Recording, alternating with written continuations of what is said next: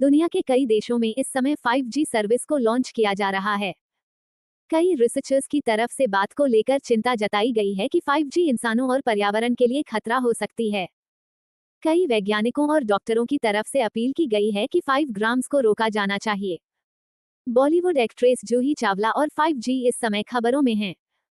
जूही ने Delhi high court में 5G सेवा को शुरू करने के खिलाफ एक याचिका दायर की थी। जूही ने 5G को पर्यावरण और जानवरों के लिए खतरनाक बताते हुए इसे कैंसिल करने की मांग की।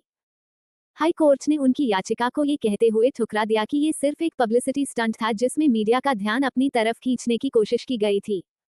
लेकिन क्या वाकई 5G पर्यावरण के लिए खतरनाक है और इस पर पर्यावरणविद क्या सोचते हैं? चलो पहले 5G नेटवर्क के फायदे जानते हैं। दुनिया के कई देशों में इस समय 5G सर्विस को लॉन्च किया जा रहा है।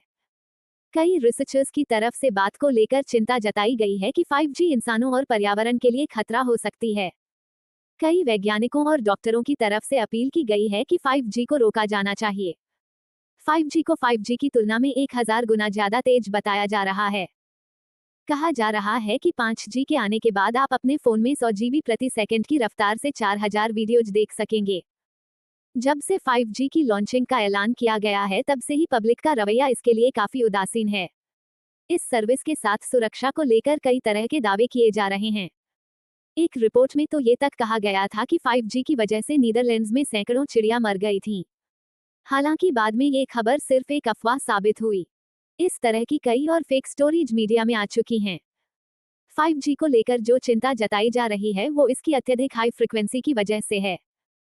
बताया जा रहा है कि इसकी फ्रिक्वेंसी 30 गीगाहर्ट्ज से लेकर 300 गीगाहर्ट्ज तक होने वाली है।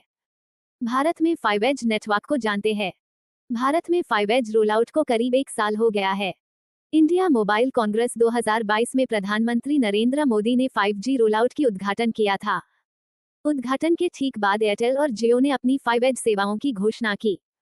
1 साल में आप अधिकांश भारतीय शहरों में अपने फोन पर 5G मार्क देख सकते हैं।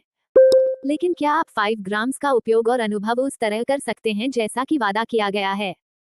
नहीं, अब तक भारत में 5G रोलआउट यूजर्स के लिए एक आपदा रहा है।